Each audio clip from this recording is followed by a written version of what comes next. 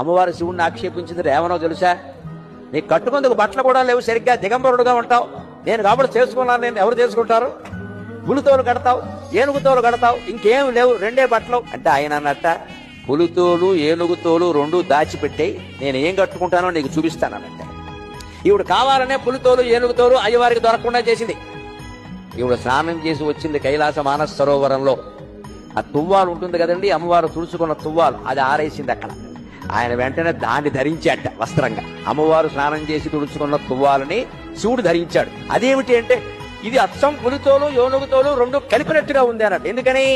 అమ్మవారు ఒంటి నిండా పసుపు రాసుకుంది కాబట్టి ఆ తువ్వాలకి పసుపు సారాలంటే.